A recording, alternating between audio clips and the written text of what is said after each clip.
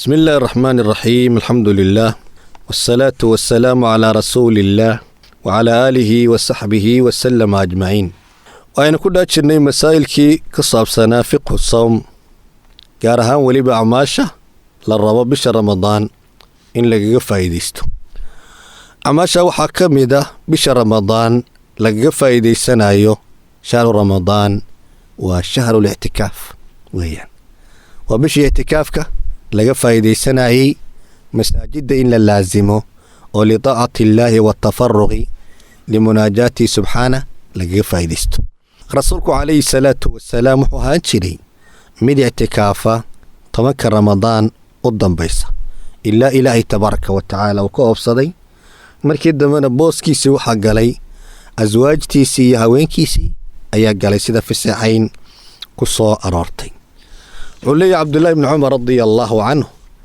رسولك وحوها كان يعتكف العشر الأواخر من رمضان أيها طبعا كالضنبي رسولك عليه الصلاة والسلام واعتكاف جري مساجد كأيو قلي جري نافع وعبد الله بن عمر كورينا يوحوا لي عبد الله وحي تصيبا ماشي رسولك عليه الصلاة والسلام مساجدك وكا اعتكاف جري بل رسولك عليه الصلاة والسلام wuxuu ahaa 10kaas dambe mid ictikaafa laakiin sanadii uu geeriyoonayay muxuu ku daray 10 ka horeeya ay ku daray oo 20 habeen ayuu rasuulku calayhi salaatu wasalaam ictikaafay waa 10 ka dhexe iyo 10 ka u dambeeya weeyaan ictikaafka iyo ahkaamta uu leeyahay insha Allah taala wayno iman doonta laakiin amaasha laga faa'iideysan ramadaan waxa kamid ah ictikaafkaas ayaa kamid ah أعماش خير كبدل بشهر رمضان لقى فايديستو وحكمدا بشني وشهر الانتصار على أعداء الإسلام وبشي لقى قولي سلها عدو الإسلام كولي هاي لقى قولي سلها وين أعماش مركا لقى فايديستو وحكمدا إن دتكو أي جهادان ويالجمان حيرو نقانا ومعروفة غزودة حق أي باطل كلا صارتي إلهي كوتشا يوم الفرقان وحيد عضي بشهر رمضان أيد عضي وغزوة بدر الكبرى ويان بدر تي وينيد حقي بادل كل هرين محاي دعدي تضوية تبكي رمضان أي دعدي مالين جمعة سندي لبادة هجرية إلهينا قرآن كيس أيكو الشيء ولقد نصركم الله ببدر وأنتم أذلة عدد كمسلمين تنسيد معروف كوحي هايين صدح بقولي دوري الطمانين أي هايين لما فرسنا ويوتين تضباطا أورنا ويوتين cadowgii mushrikiinta ah oo kun ku dhawaa 200 awrna watay 100 farasay wateen ilaa 700 awrna way wateen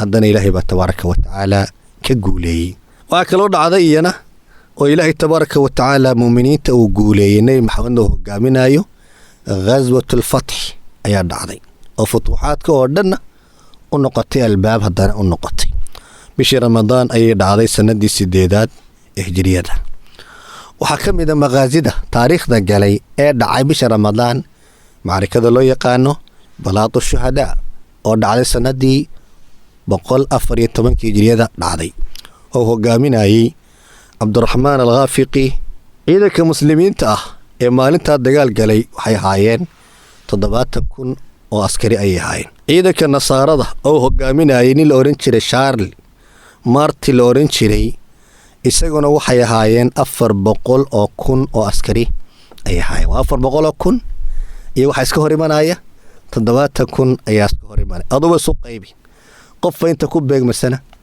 fiiri 7 ay socotay aakhirkii waxa shahiiday Cabdiraxmaan al-Ghafiqi ayaa shahiido ciidankii wadada haween ku sameeyo isu taagay waxa la yiraahdaa markii dad muslimiintu ay soo laabteen ay soo jabeen ee amiirkoodii uu shahiiday gaaladii meesha waxay deganaayeen 6 bilood bay deganaayeen ee aamini waayeen in muslimiinta ay jabeen ee aamini waayeen macna waxay aaminsanaa jireen waa inta balaadu shuhada aan dhicin ka hor waxay aaminsanaa jireen muslimiinta inaan xabado karinba oo warmahan iyo seefaan lagu dagaalamayo aan karin bay aaminsanayn waxa kale oo dhacday oo taariikhda gashayna xisaar umuriya iyana ramadaan ay dhacday 223 hijriyada inagana waxa la rabaa saasoo kale inaga faa'iideysano oo qofku waliba hadduu isku darsado qazwo iyo soon isku darsadana ajar weyn uu leeyahay hore ayaynu soo sheegnay masaama yawman fii sabiili illaah bacada allaahu can wajhi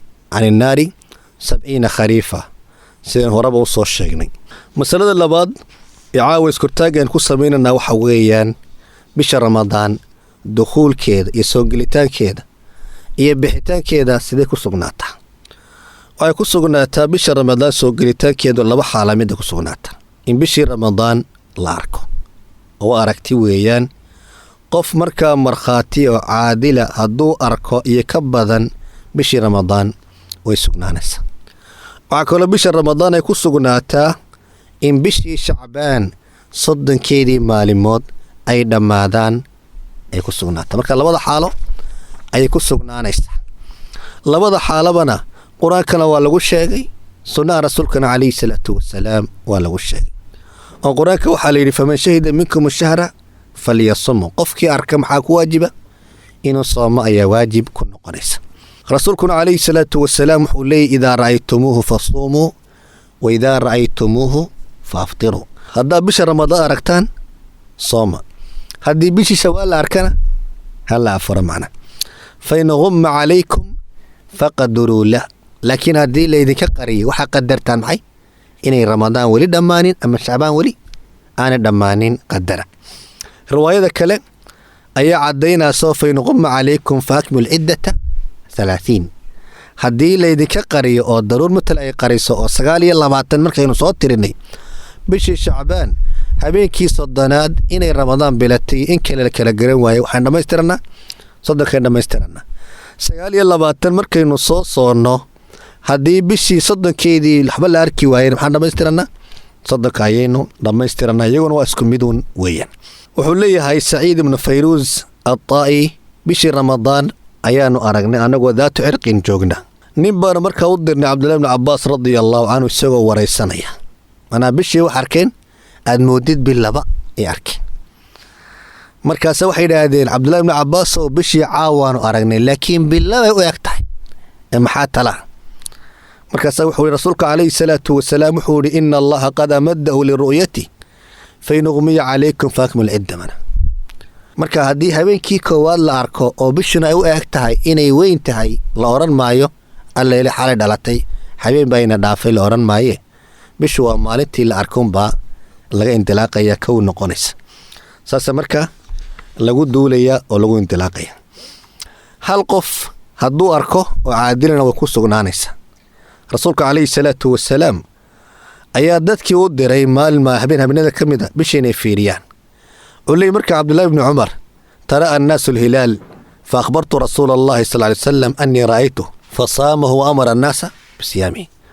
dadkii bishii intay istusiyeen ayaan arkay kadib in rasuulka uu aniga soo arkay bishii rasuulkuna waa soomay ummadana wuxuu faray maxay in la soomayo rasuulku calayhi salaatu wasalaam uu faray in bishu hal qof ay ku sugnaanayso aragtidiisa oo muslim oo caadilana waa sida culimadu ay u badan yihiin weeyaan.